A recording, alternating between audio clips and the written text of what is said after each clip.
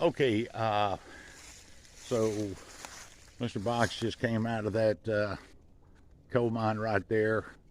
Nothing of significance. I feel for those miners back in the day, but you know, narrow entrance, narrow band coal seam, low ceilings, water.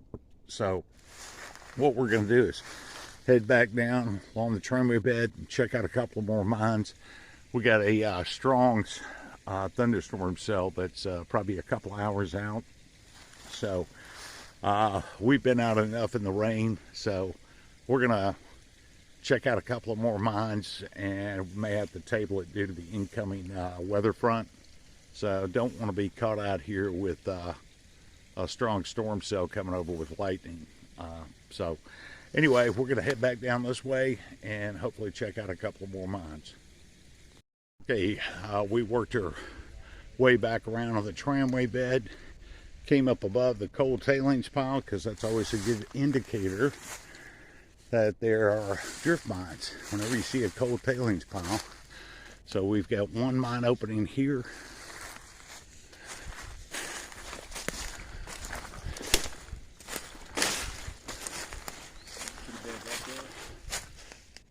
Got one right there. And then you've got more coal drift mines. 1, 2, 3, 4, 5, and right around the corner I saw 6. Oh, there it is right there, 6. So it's very rare, I mean beyond rare, that you can come to an area and find this number of coal drift mines that are open. Not only open, but they have excellent top cover. You know, usually coal drift mines, you can, no, there's no joke, you can hit 50, 60 coal drift mines. You know, they're all collapsed because they never had a good front top cover, overcast. But anyway, we'll probably have time enough just to hit these two. I can hear the thunderstorms moving in right now. So anyway, Mr. Box, he's checking out those mines over there, and we'll see what these look like.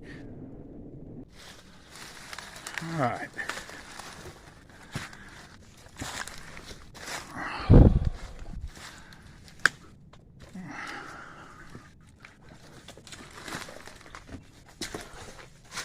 It's got some water in it, but just a short ways.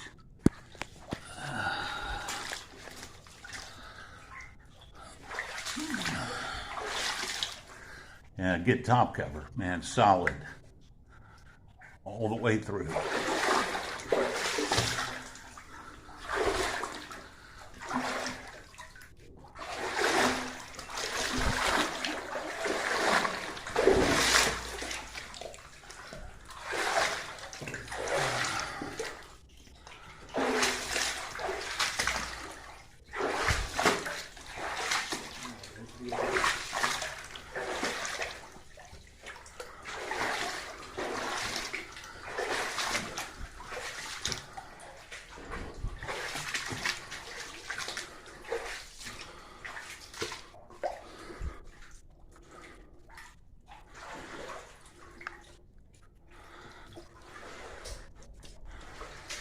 Worked out room right there.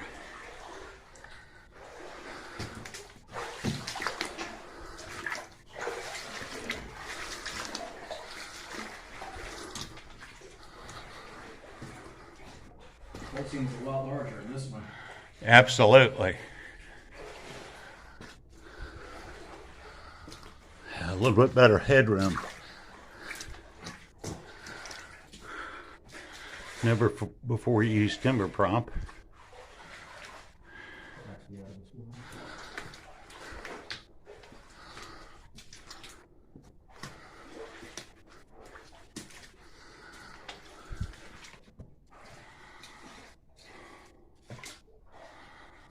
All right. A little bit better headroom. All right, let me get further down. Okay, got a split haulage way here. Looks like straight ahead, looks like it goes up and the ceiling gets lower. So err on the side of caution and end up going this way.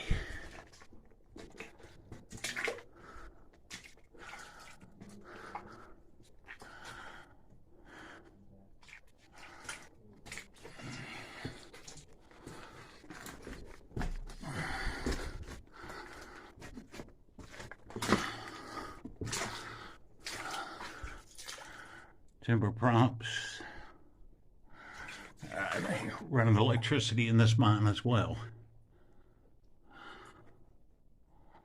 Huh, looks like you got two bands of coal here.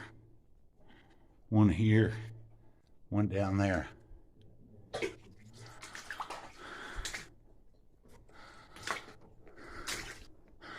Very well preserved coal drift mine, that's for sure.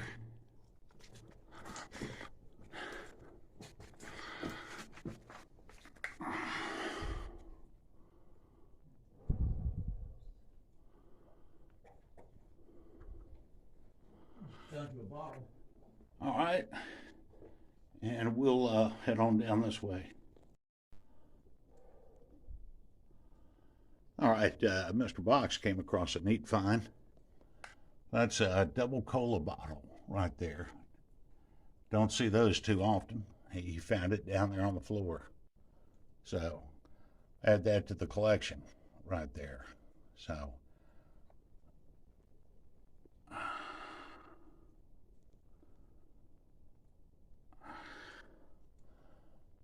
nice find.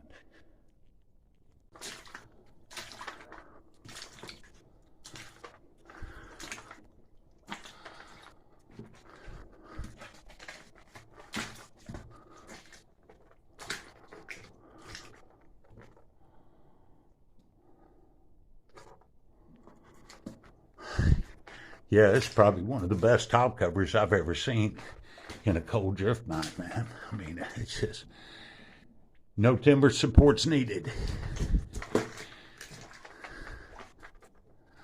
Sectional rail right there.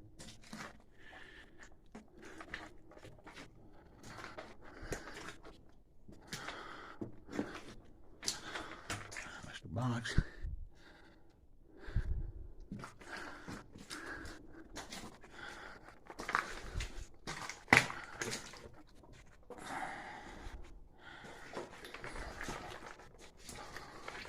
Going back to the main hall. Yeah.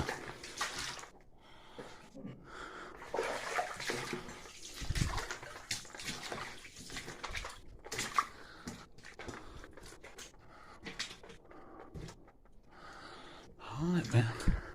It's a pretty extensive coal drift mine, man, that's for sure.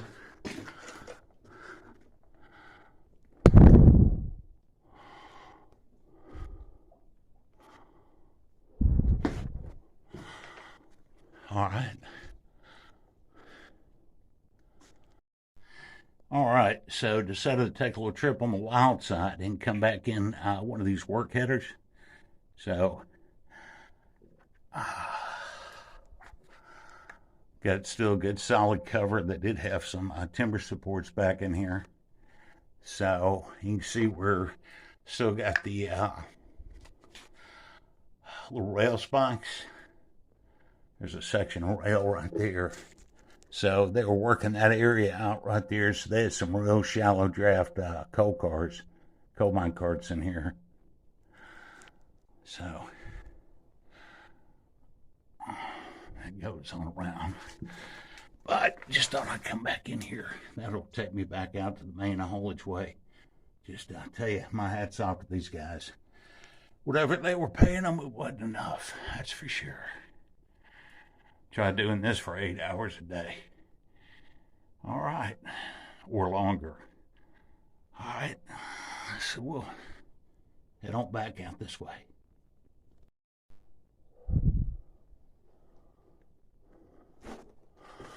I'll tell you one thing. Travel back in time, could have made a fortune at the commissaries selling knee pads, man. That goes back a good ways back there, man. A lot of timber supports back there, probably beyond my light.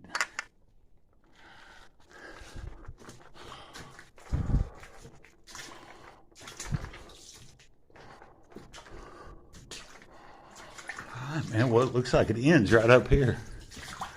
Huh. Well, it's interesting. Gotta wonder why they just didn't keep going further, but they had their reasons. So they just hollowed that out right there.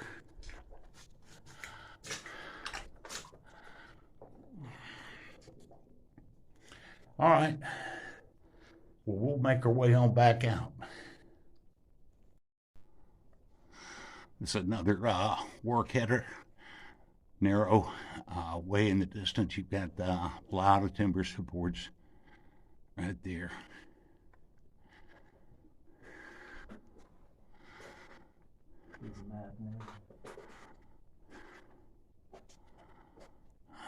Man, that's a long way to crawl back on your knees. Whew. Like I said, could have made a fortune in knee pads. All right, go ahead and turn around and come up out of this. Okay, we made our way back to the starting point. Checked out this mine. Very, very neat mine. And gonna start making our way back outside, and we'll see if we got time enough to check that other mine. I think we will. Try to beat the thunderstorms coming in. But anyway, undisturbed, man. No evidence that anybody else has ever been in here since its closing. Just a forgotten set of coal mines. All right, we'll go ahead and make our way on out. Okay, we just came out of that mine, and we're going to check on the sister mine here to the right, and take a look at it. Mr. Box just went through it, and he said it curves off to the left, and it actually leads straight back to the mine we just came out of. Now, that is unusual, but as Mr. Box indicated, this could have been for airflow. This could have been where they had a small fan house pushing the air into this coal mine, which would make sense. They always had a separate passageway for the air fans for airflow. So I'll go right down here and just take a quick look. So he said the ceiling's pretty low, but he said it's about a good 4-foot coal seam. So check it out. So this is looking inside the sister mine, the one to the right of the mine we just went in and came out of. So when it turns in, it goes to the left, and it heads straight for the other mine. So kind of interesting. They didn't take it this way. They drove this mine over to the other mine to connect it. So almost looks like a manway entrance maybe. But anyway, the coal is, it's a thicker coal seam right here, man. That's for sure. That's 4 feet easy. So not a lot of, I mean, you get back in there, but there's not really going to be anything to see. As Mr. Box said, he just went through it. He actually came back out of the opening we just came out of. So very peculiar. They didn't drive it straight ahead. They just drove it over to the left to connect with the other one. So, all right. We may check out a couple more mines, but we may have to table it due to the incoming severe weather. So anyway, man, it's excellent. We got to see some of this stuff. Okay, we just checked out both these mines, and we're going to start making our way out, but we're going to stop by and check out a couple of these other mines real quick, see what they look like, and probably have to table it till another day and we can come back. But absolutely incredible to find this many coal drift mines that are still open. And this is about as remote as you can get. Takes about a good hour of hiking to get here. Nearest service road is about a little over a mile away. So, all right, we'll see what we do. We got rain and lightning is going to be coming here pretty soon. So we still got to walk out of here. It'll take us about an hour. I don't want to be walking through the woods when lightning strikes are going off. Okay, so crossed on over. What you've got is a couple of more of these same type mines where they were just as high as the coal seam. Don't know how far they go back, but you can just see, look at the water. Not even worth it, man. So Mr. Boggs found the other one right over here. I think this one might be worth checking out, but probably on that time with that weather coming in. Yeah. Yeah, that one looks almost doable. Yeah, because there's not as much water. Yeah, that one right there, man, you need a canoe, kayak. This is where we need these remote control boats, you know, with a camera on it, you know. But anyway, well, there's several more down over here. They look the same as this, but we'll have to table this and come back another time. But man, this is a fantastic coal mine site. One for the books. So, totally undisturbed, man, forgotten about, way up here in the deep woods, man, on this mountain above this river. So, all right, well, I think that's going to do it. And we'll see about getting on out of here. Got about an hour to hike up over to the top of the mountain and down to a service road. So I'm showing your video in here. Oh, okay. I changed my mind on this one. And you go through that little portion. Oh, look how low it gets. Exactly. Yeah, so Mr. Boggs said that you might have to table this one. Yeah, the ceiling does get a lot lower. You'd be sucking up water. I tell you, man, whatever they were paying these guys wasn't enough. Hell no. No, man. Anyway, all right. But anyway, excellent early morning field trip to this location. This one was not easy to research and locate, that's for sure. All right.